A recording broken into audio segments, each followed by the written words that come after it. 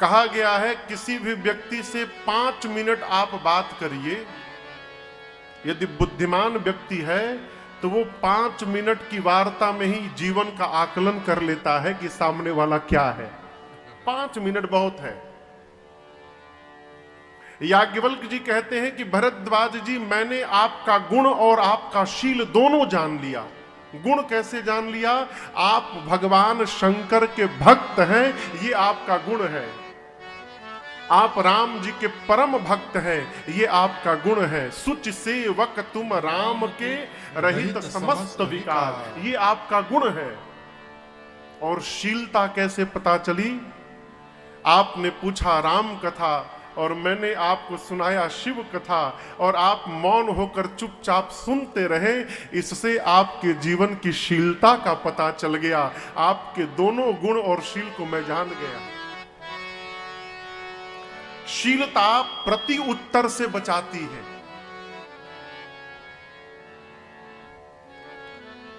क्षमा करिएगा, हम लोग जब छोटे थे, याद है, छोटे क्या बड़े होने के बाद भी, अभी हमारे पूज्य पिताजी 2019 में नहीं रहे, दिसंबर महीने में मोक्षदा एकादशी के दिन जाने के 1 महीने पहले क्या कहे, हम तो उनसे लगभग 20-25 दिन पहले मिलके चले गए थे कथा में। उस समय तक यदि पिताजी जोर से आवाज दे देते थे तो हम लोग कांप जाते थे। क्या बात है। बाबूजी यदि डांटते थे तो हम लोग का सिर ऐसे से ऐसे नहीं हुआ आज तक कभी, नीचे ही देखते थे। आजकल यदि किसी बच्चों को डांटिए ना तो आंख से आंख मिलाकर देखते रहते हैं। ये शीलता धीरे धीरे समाप्त हो रही है। क्यों? हम विकास कर रहे हैं ना। जीवन में यदि शीलता होगी तो वो श्रेष्ठ से प्रति उत्तर से बचाएगा आपको। और देखिए, शीलता मनुष्य के जीवन का आभूषण है। जो मनुष्य शील संपन्न है ना, उसकी संसार में सर्वदा जय जयकार होती रहती है। यही मुख्य आभूषण है। शीलता मिलेगी कैसे? ये शीलता ओढ़ी नहीं जा सकती। शीलता आंखों में दिखाई देती है। कोई बच्चा यदि उदंड है तो माता पिता कहीं लेकर जाते हैं तो कहते हैं यदि वहां शैतानी किए ना तो पांव तोड़ दूंगा। तो वहां जाएगा, चुपचाप बैठा रहेगा। क्यों? डर है कि बाबूजी पांव तोड़ेंगे। चुपचाप बैठा तो है, लेकिन हाथ से सोफा का गद्दी नोचेगा। जहां बैठा है वहां से स्पंज निकालेगा। शीलता का संबंध आंख से है। शीलता मिलेगी कैसे? मानस में उत्तरकांड में चौपाई कहती है, शील कि मिल बिनु बुध सेवकाई। जीवन में जब तक बुद्धिजीवियों की, अपने घर के श्रेष्ठ जनों की, अपने सदगुरु की और अपनी स्वामी की सेवा नहीं होगी अपने द्वारा, जब तक आप अपने से बड़े की सेवा नहीं करेंगे, तब तक आपके जीवन में शीलता उतरने वाली नहीं है। ये श्रेष्ठ की सेवा ही शील संपन्न बनाती है। पहले घर में दादाजी होते थे, बच्चे दादाजी की सेवा करते थे। आजकल दादाजी गांव में, हम बड़े शहर में, बच्चे कहाँ जाने दादाजी कहाँ है? यदि बात बुरी लगे तो क्षमा करिएगा। याज्ञवल्क जी कहते हैं, भरद्वाज जी, मैंने आपके शील को और आपके गुण को ठीक से जान लिया है। आपने राम कथा पूछी, मैं कौन होता हूं भगवान की कथा कहने वाला है? 1000 शेष नारायण भी भगवान की कथा गाने में सक्षम नहीं है। लेकिन आपको एक बात बताऊं, रघुनाथ जी जिस पर करुणा कर देते हैं ना, मूर्ख से मूर्ख व्यक्ति भी कवि की भाषा बोलने लगता है। मैं उन्हीं रघुनाथ जी का स्मरण करके और आपको राम जी की कथा सुनाता हूं। अब श्री याज्ञवल्क्य ऋषि कथा को तीर्थराज प्रयाग से लेकर कैलाश पहुंचे। कैलाश का दिव्य शिखर, परम रम्य गिरिवर कैलासु है। जहां पर भगवान शिव और मां भवानी जी का सदैव वास है। किसके लिए? इनके भक्तों के लिए। देखिए, सारा खेल मानने का है। वो आप मान क्या रहे हैं? खंभे में भगवान नहीं होते, लेकिन प्रहलाद ने मान लिया कि इस खंभे में मेरा भगवान है। भक्त के मन की रक्षा करने के लिए भगवान नरसिंह उसी में से प्रकट हो गए। हम मान क्या रहे हैं?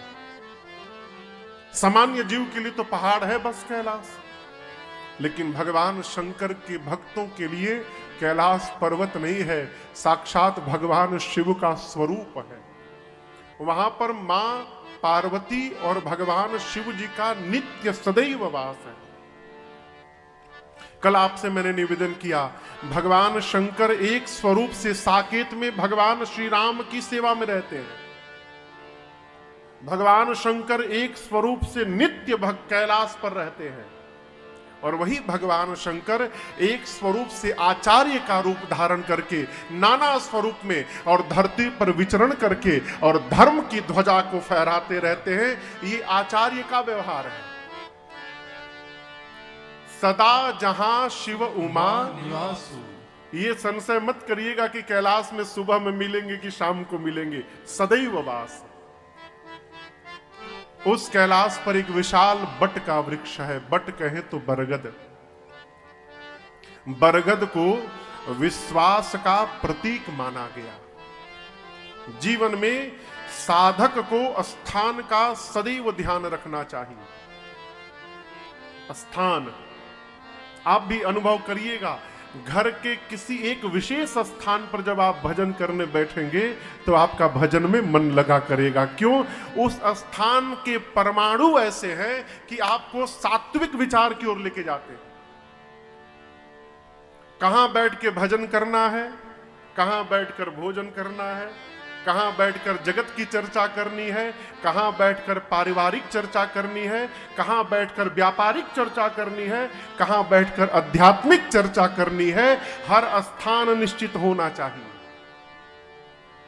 भगवान शंकर कैलाश में उस बट वृक्ष के नीचे एक दिन गए, मन रमा और तुरंत अपना बाघंबर लाकर बाबा बिठाए और बिछाकर बैठे सहज ही शंभु कृपाला। भगवान शंकर सहज होकर बैठ गए। कोई आडंबर नहीं, कोई बनावट नहीं। देखिए, सहज हो जाना ये जीवन की नवी भक्ति है।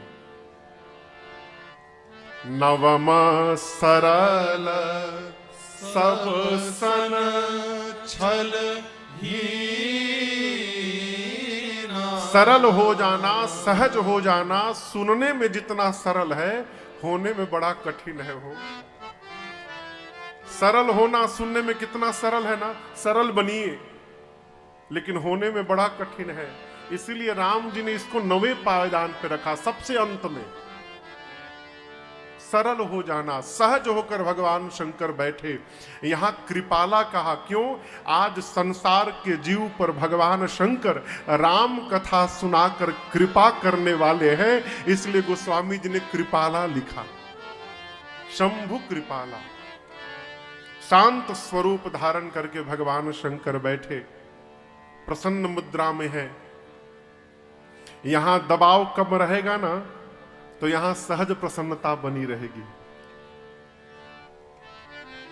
मेरी प्रार्थना, लोड उतना ही लीजिए जिससे जीवन की शांति बनी रहे। इतना लोड भी मत ले लीजिए कि जीवन में अशांति फैल जाए। उस भार से कुछ होने वाला नहीं है। सबकी कैपेसिटी अलग अलग है। सरकार, इतना क्यों लेना कि दिन रात नींद ना आवे हो। भगवान शंकर परम शांत होकर बैठे हैं। मैया ने जब बाबा को देखा, मैया भी आनंद में आई। मैया दौड़ कर गई बाबा के पास। शंकर जी ने देखा मां को आते। मां मैया भल यानी सुंदर समय जानकर बाबा के पास गई। मैया को आते देख भगवान शंकर गदगद हो गए। देखिए, भगवान शिव अंतर्यामी है। जब तक कोई पूछने वाला नहीं होगा तब तक भगवान की कथा प्रारंभ होने वाली नहीं है। कहो, मानस में जितने स्थान पर, यहां आप दर्शन करिए, आप बुलाए हैं तब ना हम कथा गाने आए हैं। बाबूजी, हमको बुलाया गया है तब ना हम कथा गाने आए हैं। आपने बुलाकर निवेदन किया, महाराज श्री हमको राम जी की कथा सुनाइए, तो हम कथा गा रहे हैं। यदि कोई पूछने वाला नहीं होगा तो कैसे सुनाएंगे? अपने मन से सुनाएंगे तो लोग कहेंगे देखो पगला गए हैं, बिना मतलब में बड़बड़ किए जा रहे हैं। मानस में जितने स्थान पे कथा हो रही है, सब जगह श्रोता ने पहले पूछा है। भरद्वाज जी ने पूछा कि राम कवन प्रभु पूछऊं तो ही, अरे राम कवन। भरद्वाज जी ने पूछा। अभी मैया पूछने वाली हैं, अभी सुनाऊंगा। नीलगिरी पर्वत पर काकभुशुंडी जी से गरुड़ जी ने पूछा। क्या पूछा? क्या पूछा?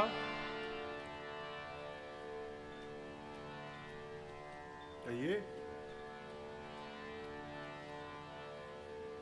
अब श्री राम कथा अति पावनी, सदा सुखद दुख पुंज नसावनी। याज्ञवल्क्य गरुड़ जी बोले काकभुशुंडी जी से, हे काकभुशुंडी जी, सादर तात सुनावहु मोहि, बार बार बिनवऊं प्रभु तो। गरुड़ जी महाराज कहते हैं, काकभुशुंडी जी आप आदर पूर्वक मुझे राम जी की कथा सुनाइए, मैं आपसे बारंबार प्रार्थना करता हूं। जब गरुड़ जी बोले तब काकभुशुंडी जी प्रारंभ किए। जब तक कोई पूछने वाला नहीं होगा तब तक कोई बताने वाला नहीं होगा। भगवान शंकर अंतर्यामी हैं। मां पार्वती को आते देखकर आनंद में क्यों आ गए? बाबा जानते हैं कि आज पार्वती अकारण नहीं आ रही है, आज पार्वती मुझसे राम जी की कथा पूछने आ रही है। आज कथा गाने का अवसर आया है। बाबा आनंद में आ गए, गदगद हो गए हो। बाबा ने मैया का आदर किया, आदर करके आदर्शन करिए, अपने वामांग में स्थान दे दिया। आदर देकर अति आदर किया। जानी प्रिया आदर अति कीन्हा, बाम भाग आसन हर दीन्हा। वामांग में स्थान दिया। बाबा ने कहा कुछ पूछना चाहती हैं? भवानी जी ने कहा प्रभु आज से नहीं, पिछले जन्म से ही पूछना चाहती थी, परंतु जितना श्रेष्ठ समय आज मिला है ना, इतना श्रेष्ठ समय आज तक मिला नहीं था ना। बाबा ने कहा पूछिए। मां पार्वती कहती प्रभु आप विश्व के नाथ हैं, आप मेरे भी नाथ हैं। चलने वाले चर, न चलने वाले पेड़ पौधे अचर, ना नीचे पाताल में रहने वाले नाग, धरती पर रहने वाले नर, आकाश में रहने वाले देवता, ये सब आपके चरणों की सेवा में लगे रहते हैं। प्रभु आप समर्थवान हैं, आप सर्वज्ञ हैं, आप समस्त कलाओं के गुणों के धाम हैं। आपकी शरण में आने वाले शरणागतों के लिए आपका नाम ही कल्प वृक्ष बन के खड़ा रहता है। वो केवल हर हर महादेव कहते हैं, उनकी समस्त मनोकामनाएं पूर्ण होती रहती है। प्रभु नाथ, यदि आप इस पार्वती को सत्य में अपने चरणों की दासी मानते हैं प्रभु, तो मैं ये कही प्रार्थना करने आई हूं नाथ, आप अपने इस दासी के आज अज्ञान का हरण कर लीजिए। तो प्रभु हरहु मोर अज्ञान। शंकर जी ने कहा आपके अज्ञान का मैं कैसे हरण करूंगा। मां ने कहा प्रभु दवाई आप ही के पास है, कैसे हरण करेंगे। कही रघुनाथ कथा विधि आप नाना प्रकार से रघुनाथ जी की कथा मुझे श्रवण कराएंगे न प्रभु, ये कथा ही मेरे जीवन की व्यथा को समाप्त कर देगी। शिव जी ने पूछा आपको अज्ञानता क्या है, आपके मन में किस बात का भ्रम है। मां ने कहा प्रभु जो मुनि लोग परमार्थ तत्ववेत्ता हैं, जो परमार्थ पथ पे चलते हैं, वो मुनि लोग कहते हैं कि राम जी ब्रह्म है। शेष सरस्वती वेद पुराण सबको सुनती हूं, सब राम जी की महिमा गाते रहते हैं।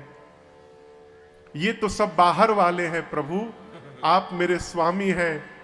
आपको भी जब से आई हूं मैं तब से एक ही रूप में देखती हूं, तुम पुनि राम राम दीन राते सादर जपहु अनंग आराते। हे काम शत्रु, जिस दिन से पार्वती आपके पास आई है विवाह करके, आपको मैंने एक ही रूप में देखा। आप दिन रात राम राम राम राम राम राम रखते रहते हैं। ये महामंत्र आपसे ही मुझे प्राप्त हुआ। आपको बताऊं, मां पार्वती नित्य विष्णु सहस्त्र नाम का पाठ करती थी प्रतिदिन, और उसके बाद भोजन करती थी। एक दिन भगवान शंकर को भूख लगी, बाबा भोजन पर बैठ गए और मैया विष्णु सहस्त्र नाम का पाठ कर रही थी। जब पाठ करके आई, बाबा ने कहा देवी बहुत विलंब लग गया। मां ने कहा प्रभु पाठ बहुत लंबा था ना, इसलिए समय लग गया। शंकर जी ने कहा यदि आपको मैं विष्णु सहस्त्र नाम का एक विकल्प दे दूं, 1 सेकंड में पूरा होगा। मां ने कहा कहिए प्रभु। तब वहां पर भगवान शिव ने कहा राम रामेति रामेति रमे रामे मनोरमे सहस्रनाम तत्तुल्यम श्री राम नाम वरानने।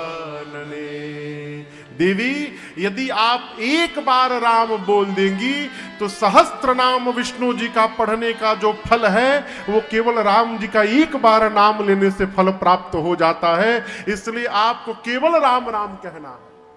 जब भी जे प्रिय संग भवानी।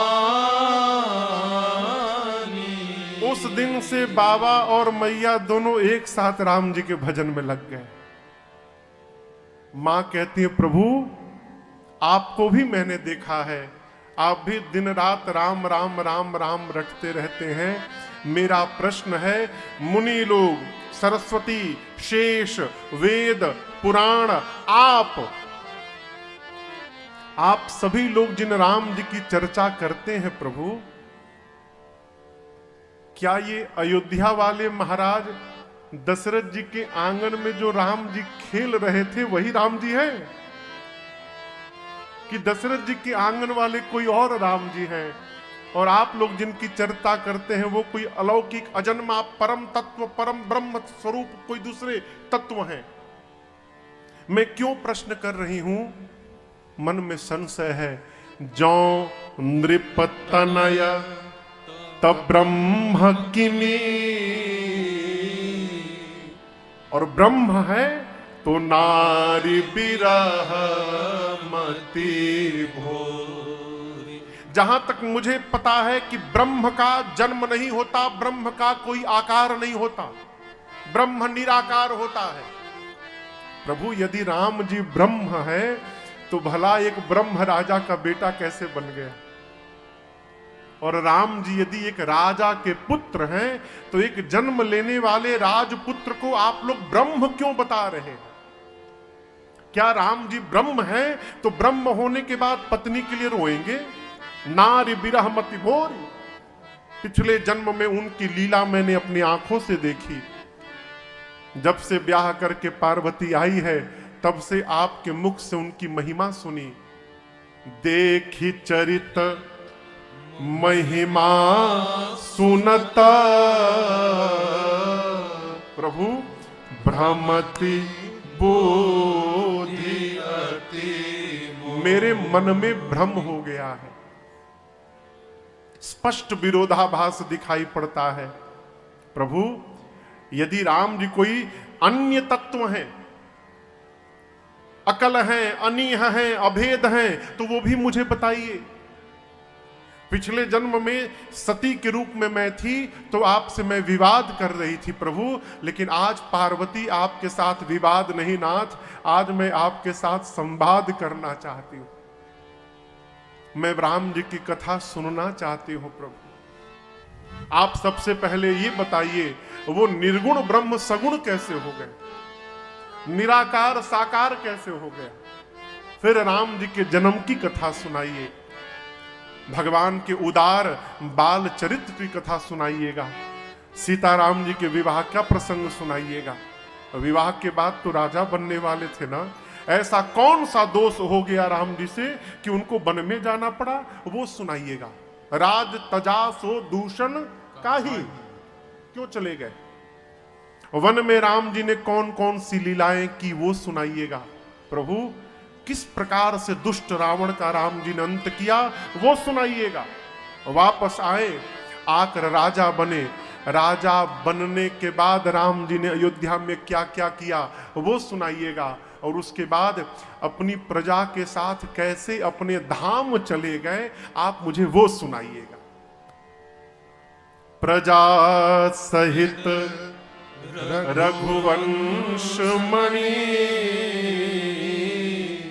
किमि गमने निज धाम। पार्वती मैया ने क्रम से पूरी राम कथा पूछ डाली और इतना कहने के बाद मां ने कहा प्रभु जो मैंने पूछा वो तो सुनाइएगा ही, और जो मेरे से पूछने में छूट गया है आप उसको भी सुना दीजिए।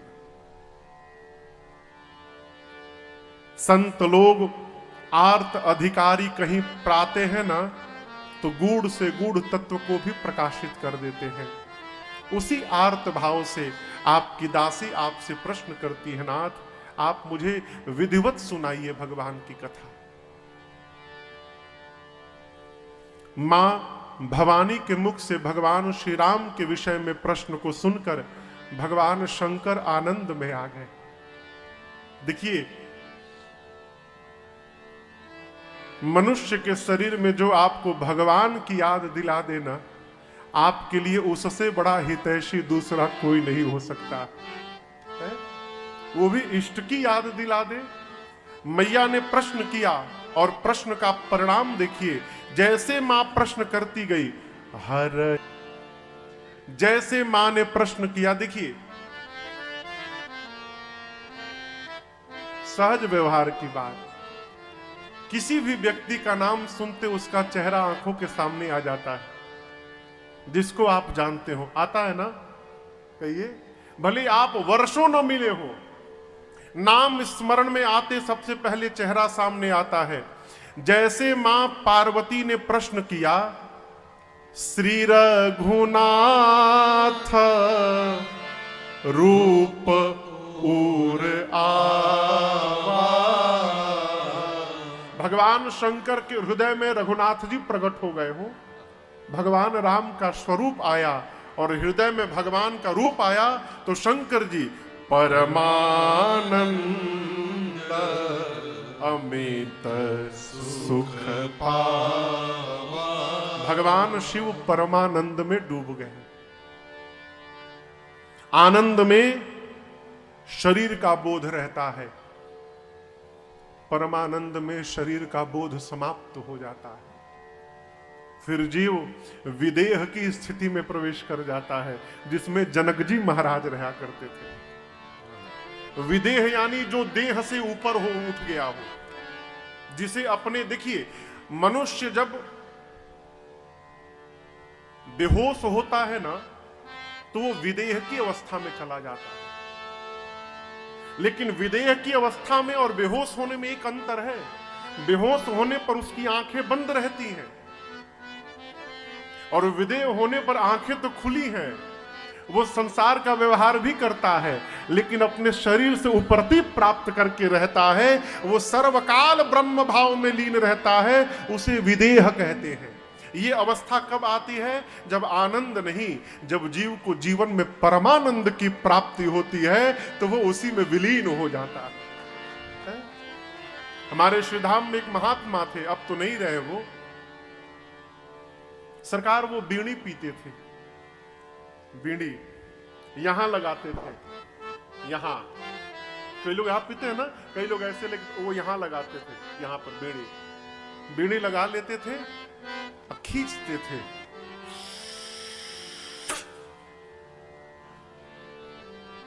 गए कहां गए? विदेह की अवस्था में, शरीर से उपरति। अब वो घंटों सरकार इसी तरह रहते थे, उनकी पूरी उंगलियां जल चुकी थीं। वो बीड़ी जलते जलते उंगलियों को जला देती थी, लेकिन वो शरीर से उपरति प्राप्त करके और ब्रह्म भाव में लीन रहते थे। उनके शरीर में क्या हो रहा है पता नहीं चलता था। ये परमानंद की अवस्था है और इसे बताया नहीं जा सकता है। ये तो जिस पर रघुनाथ जी की करुणा हो जाए हो, वही अनुभव कर सकता है, बताया नहीं जा सकता। भगवान शंकर जैसे रघुनाथ जी हृदय में अवतरित भय, परमानंद अमित सुख पावा। उसी स्वरूप के चिंतन में, उसी स्वरूप के चिंतन में मगन ध्यान रस दंड जुग पुनि मन बाहिर की। उसी स्वरूप के चिंतन में 2 दंड यानी 48 मिनट भगवान शंकर ध्यानावस्थित हो गए, ध्यान में प्रवेश कर गए, रघुनाथ जी का स्वरूप देखने लगे, लीन हो गए। फिर अचानक मन में बात आई, पार्वती जी ने मुझसे प्रश्न किया है, यदि मैं ध्यान में बैठा रहा तो पार्वती को कौन कथा सुनाएगा? दूसरी बात, ध्यान में बैठा हूं तो केवल मुझे सुख मिल रहा है, ध्यान से बाहर आकर पार्वती को कथा सुनाऊंगा तो कथा गाने से मुझे सुख मिलेगा, कथा सुनकर पार्वती को सुख मिलेगा, और इसी कहने सुनने से आगे चलकर पूरे संसार को सुख मिलेगा। इसलिए भगवान शंकर ध्यान से बाहर आ गए, पुनि मन बाहिर की, मन को बाहर निकाली। और उसके बाद भगवान शंकर ने मंगलाचरण किया। हमारे पूज्यपाद गुरुदेव भगवान कहते हैं, बेटा, गोस्वामी तुलसीदास जी ने श्री रामचरितमानस में सबसे पहले ये चौपाई लिखी, मानस की प्रथम चौपाई, और उस चौपाई को गोस्वामी जी ने उठाकर यहां पर रख दिया स्थान देखकर। ये चौपाई आप सबको याद है, इसलिए आइए भगवान शंकर के साथ हम और आप भी कथा से पूर्व मंगलाचरण में प्रवेश करते हैं। बाबा कहते हैं, भगवान शंकर ने क्या कहा? मंगल भवन अमंगल हारी। आपने प्रश्न किया, राम जी क्या ब्रह्म है कि दशरथ जी के आंगन में खेलने वाले राम जी हैं? शंकर जी समाधान करते हैं, द्रवऊ, द्रवऊ यानी मेरे पर द्रवित होइए। कौन? सो दशरथ अजिर बिहारी। अजिर यानी आंगन। यहां पर कई लोग अजर बिहारी कहते हैं, अजर नहीं है, अजिर है। अजिर यानी आंगन। महाराज चक्रवर्ती सम्राट दशरथ जी के आंगन में खेलने वाले जो राम जी हैं, जिनके विषय में आपने प्रश्न किया, हे राम जी, वही मंगल के भवन हैं, वही अमंगल का हरण करने वाले हैं, और वही राम जी इस शंकर पर द्रवित हो जाएं, ऐसी मैं प्रार्थना करता हूं। बाबा ने संकेत कर दिया कि वही राम जी हैं। भगवान शंकर कथा प्रारंभ करने से पहले मां भवानी को धन्यवाद करते हैं। धन्य धन्य। क्यों? हम लोग तो सोचे थे कि भोपाल वाली कथा कुछ घटना घट गई, वहां पर कथा आगे बढ़ गई, तो हम लोग सोचे लगता है सौभाग्य नहीं है कि रामनवमी में कथा गाने को मिलेगा, लेकिन आयोजन समिति ने बुला लिया। यहां पर इस कलिकाल में जो भगवान की कथा कराने की रचना बना दे, वो जीव धन्यवाद का पात्र है। सरल व्यवहार नहीं है वो। लोग आनंद में आवत हैं तो किट्टी पार्टी मनावत है? भगवान की कथा की रचना बनाना बहुत झेलना पड़ता होगा। कहने वाले क्या क्या कहते होंगे, लूट लो। हमारे एक परिचित है, बड़े अद्भुत हैं, मलिकौर, क्या नाम है उनका, झोरिया ले घूमत है, नवीन बाबू। नवीन बाबू, मुजफ्फरपुर बिहार में नवीन बाबू मलिकौर में, वो झोली लेके ही घूमते रहते हैं। कोई मिल जाए, महाराज जो कथा के नाम पे डाल दो इसमें। किसी ने पूछा आपको शर्म नहीं आती? बोले भगवान के नाम पर क्या शर्माना है? जो दिया उसका भी भला, जो ना दिया उसका भी भला। और किसी प्रकार साल 2 साल में कोई ना कोई कथा कराते रहते हैं वो लोग। कहने वाले, जिसको देना नहीं है वो बहुत कहता है, देने वाले नहीं कहते। जिसको नहीं देना है वही कहेगा लूटो लूटो, धंधा बना लिए हो तुम तो। इतना कुछ सुनने के बाद भी कलिकाल में भगवान की कथा का आयोजन करना जो कर रहा है वो धन्यवाद का पात्र है। उसको बारंबार धन्यवाद करना चाहिए। हम लोग भी इस आयोजन समिति को बहुत बहुत धन्यवाद देते हैं। आप न बुलाते तो माई के दरबार में हम लोग कहां से पहुंचते। नवरात्रि का समय, रामनवमी का समय, और मां की गोद में बैठकर कथा गाने का आप लोगों ने सौभाग्य प्रदान किया। आपको बहुत बहुत धन्यवाद। भगवान शंकर ने कहा, देवी धन्य धन्य गिरिराज कुमारी, तुम समान नहीं को उपकारी। मां ने कहा, प्रभु मैंने कौन सा उपकार कर दिया आपके ऊपर? शंकर जी ने कहा, देवी आपने जो आज किया है ना, आज के पहले मेरे ऊपर ऐसा किसी ने कोई उपकार नहीं किया। आपने पूछे हो रघुपति कथा प्रसंगा, आपने मुझसे रघुनाथ जी की कथा के प्रसंगों को पूछा। आपने जिस प्रसंग को पूछा उसको मैं अपने मुख से कहूंगा। और ये भगवान की कथा सकल लोक जग पावनी गंगा। भगवान शिव कहते हैं, देवी एक गंगा को भगीरथ जी ने मेरी जटा से निकलवाया। जो गंगा जटा से निकली वो गोमुख से लेकर केवल गंगा सागर तक गई। शहडोल जिला में गंगा जी बह रही है का? आप बताओ। शहडोल जिला में रहने वालों को यदि गंगा स्नान करना हो तो कहां जाना पड़ेगा? प्रयागराज, सबसे निकट प्रयागराज जाइए, चाहे काशी जाइए, यही ना। शंकर जी कहते हैं, देवी जो गंगा जटा से निकली वो गोमुख से गंगा सागर तक गई और सीमित दायरे में होकर गई। लेकिन आज आपने जो उस गंगा को मेरी जिह्वा से प्रकट करवाया है, ये गंगा गोमुख से गंगा सागर तक नहीं, ये शहडोल में भी बहने वाली है एक दिन। सकल लोक जग पावनी। आप धरती के किसी भी कोने में जाइए, इस गंगा से आप अछूते नहीं होंगे।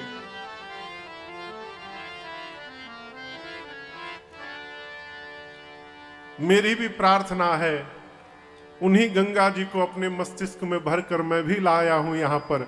जिसको जिसको नहाना है नहा लीजिए। जिन राम कथा को मुझसे पूछा है, वो राम जी की कथा समस्त लोगों को पवित्र करने के लिए गंगा जी के सदृश है। पार्वती आपने मुझसे राम जी की कथा पूछी है, भगवान की लीला। गिरिजा सुनाहू राम के लीला। देखिए, एक ही दवाई का एक्शन और उसी दवाई का रिएक्शन। हाँ? इस कथा का एक्शन भी है, रिएक्शन भी है। एक्शन किस पर होगा, रिएक्शन किस पर होगा, वो जीव अलग अलग है। गिरिजा सुनाहू राम के लीला। एक्शन होगा सुरहित, रिएक्शन दनुज विमोहन शीला। देवतुल्य देवमति से, सात्विक विचार से बुद्धिमान लोग, बुद्धिजीवी लोग, मुनि लोग, भक्त लोग जब इस कथा को सुनेंगे तो इस कथा से उनका हित होगा। और जो दानव प्रकृति का जीव है वो यदि इस कथा को सुन लेगा तो वो मोह में फंस जाएगा। सुरहित दनुज विमोहनशीला। एक ही कथा तारती भी है, वही कथा फंसाती भी है? राम कथा सुरधेनु सम, सेवत सब सुख दानी। कहते हैं, शंकर जी कहते हैं कि देवी राम जी की कथा सुरधेनु सम अर्थात कामधेनु के समान है। जो इस कथा की सेवा करेगा, सेवत सब सुख दान। ये कथा ही जीव के जीवन में सुख की वर्षा करेगी। ऐसा जानकर सत समाज सुरलोक सब को न सुने अस जान। ऐसा जानकर बताइए, इस कथा का श्रवण कौन नहीं करेगा? देवी, राम जी की कथा कलयुग के विकार रूपी वृक्ष को काटने के लिए कुल्हाड़ी के समान है। कुल्हाड़ी से क्या करते हैं? लकड़ी काटते हैं। यदि आपके जीवन का विकार कहें तो काम, क्रोध, मद, मोह, लोभ, मत्सर ये वृक्ष बन गए हैं, तो इस विकार रूपी वृक्ष को काटने के लिए राम जी की कथा कुल्हाड़ी है। और दूसरी बात, अच्छा आप बताओ, इस पंडाल में आज हम भोजन कर रहे थे, एक मक्खी घुस गई दोपहर में। जब तक भोजन करता रहा तब तक परेशान रहा मैं, कितना भगाऊं, भगे नहीं, भगे फिर उड़ के चली आवे। 5 मिनट प्रयास किया, फिर मैंने ही हारी मान लिया। भाई तुम ही जीत जाओ, हम हार गए, घूमो जहां घूमना। आप कल्पना करिए, इस पंडाल में बहुत सारे पक्षी आकर बैठ जाएं और आप बीच में जाकर जोर से, क्या होगा? कहिए कहिए, क्या होगा?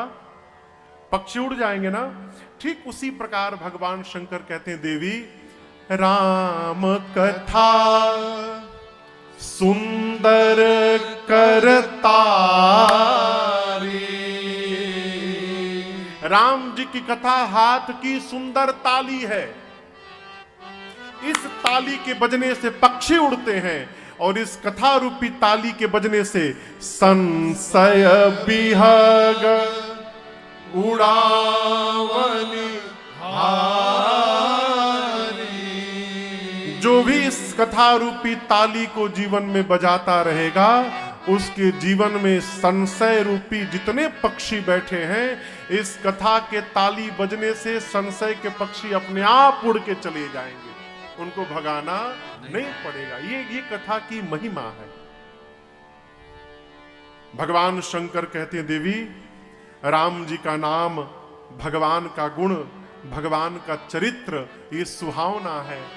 भगवान के जन्म, भगवान के कर्म, वेद कहते हैं कि अनगिनत है। भगवान की कथा, भगवान जथा अनंत राम भगवाना तथा कथा की रति गुण नाना। जिस प्रकार राम जी अनंत हैं, उसी प्रकार राम जी की कथा भी अनंत है। ठीक ना? उस अनंत कथा में से जो अपार कथा है, उस कथा में से जैसी मेरी मति है और जितना मैंने सुना है, आपके प्रेम को देखकर पार्वती आपको सुनाऊंगा। मैं कथा तो सुनाऊंगा। यहां पर देखिए भगवान शंकर गियर चेंज कर रहे हैं। अब तक कितनी अच्छी बात बोले ना। अब कह रहे देवी, आपकी सब बात तो मुझे अच्छी लगी, लेकिन आपकी एक बात मुझे अच्छी नहीं लगी। डांट भी कितने प्रेम से बाबा कर रहे हैं। कहते मैं जानता हूं कि इसमें आपका दोष नहीं है, यद्यपि मोह बस कहेहु भवानी। यद्यपि आप मोह में ग्रसित होकर ये बात आप कही हैं, लेकिन आपकी ये बात अच्छी नहीं लगी। मां ने कहा कौन सी बात प्रभु? बाबा कहते हैं आपने कहा कि राम जी कोई और है। आपको पता है ये बात कौन कहता है? कहां ही सुनहि अस अधम नर ग्रसेज मोह पिशाच पाखंडी हरिपद विमुख जे जानहि झूठ न साच। भगवान शिव कहते हैं देवी, जो धर्म से विमुख होगा, जो पाखंडी होगा, जिसको मोह ने, पिशाच ने जकड़ लिया है, जिसको सत्य और असत्य का ज्ञान नहीं है, वो कहेगा कि राम जी कोई और है। आप इनमें से कोई नहीं है। आपने कैसे कह दिया कि राम जी कोई और है? आपके अनुसार निराकार भगवान और साकार भगवान दोनों दो हैं, सगुण और अगुण दोनों दो हैं। इस भ्रम से बाहर रहिए देवी। सगुण और अगुण दो नहीं, दोनों एक हैं। शंकर जी कहते हैं भगवान शिव ने स्पष्ट कर दिया कि सगुण और निर्गुण दो नहीं, दोनों एक हैं। कैसे एक है महाराज? यहां गोस्वामी जी ने उदाहरण बड़ा अद्भुत दिया। अच्छा आप बताओ, पानी का कोई आकार होता है? हाँ, ग्लास में रखिए तो पानी ग्लास का आकार ले लेता है। उसी ग्लास के पानी को कटोरी में डालिए, वही ग्लास का पानी कटोरी में जाते कटोरी का आकार ले लेता है। कटोरी का पानी थाली में पलटिए, थाली में जाते थाली का आकार ले लेता है। अर्थात पानी का अपना कोई आकार नहीं होता। पात्र का जो आकार होता है, पानी वो अपना आकार बना लेता है। अब वही पानी कटोरी में रखकर यदि 1 घंटा डीप फ्रीजर के अंदर डाल दीजिए तो क्या बन जाएगा? बर्फ। कटोरी का पानी बर्फ बन गया। अब उस बर्फ को निकाल कर आप थाली में पलटिए तो क्या बर्फ का आकार थाली का हो जाएगा? नहीं, उसका आकार कटोरी का ही रहेगा। तत्व वही है, तत्व नहीं बदला, पानी ही है। परंतु जब पानी था तो निराकार था, जब बर्फ बन गया साकार हो गया। उसी प्रकार भगवान निराकार है, भगवान का अपना कोई आकार नहीं। परंतु उसी निराकार भगवान को जब भक्त देखने की कामना करता है और भक्त जिस रूप की कल्पना करके बैठा रहता है, भगवान उस भक्त की कल्पना के अनुसार अपने निराकार रूप का त्याग करके और वही रूप धारण करके प्रकट हो जाते हैं। यही निराकार का साकार होना है। जिस रूप में भक्त सोचता है, भगवान उसी रूप में आते हैं। क्यों? भगवान जानते दूसरी रूप में जाऊंगा तो विश्वास ही नहीं करेगा। भगत कल्पना करके बैठा, प्रभु धनुष बाण के रूप में देखना चाहता हूं, भगवान राम बन गए। भक्त ने कहा प्रभु बंसी के साथ देखना चाहता हूं, वही भगवान कन्हैया बन गए। भक्त ने कहा प्रभु शरीर मनुष्य का, मुख सिंह का। ये तो भक्त ने नहीं कही, तो निशाचर ने कहा था। भगवान उसके भी मन की रक्षा किए, भगवान नरसिंह बनकर अवतार ले लिए हैं। हम लोग एक भजन गाते हैं, बहुत दिन हो गया गाए। लोग कहते हैं महाराज कलयुग में भगवान नहीं मिलते हैं। मीराबाई त्रेता में जन्म ली थी का हो है? कर्माबाई त्रेता में जन्म ली थी, नरसिंह मेहता त्रेता में जन्म लिए थे, नामदेव जी महाराज अरे नामदेव जी को कुत्ते में भगवान दिखाई पड़े। किसमें? कुत्ते में। रोटी बना रहे थे, रोटी बना के जमा किए थे, तब तक कुत्ता आया, मुख में रोटी लेके भगा। नामदेव जी डंडा लेके नहीं दौड़े, घी का कटोरा लेके दौड़े। कहे प्रभु आज आप कुत्ते के रूप में भोग लगाने आए हैं नाथ, रूखी रोटी मत खाइए, थोड़ा घी लगा देता हूं, उसके बाद भोग लगाइए। आप बताओ इन सबको कैसे मिल गए? आप कभी सोचे हैं? अरे पाना है यदि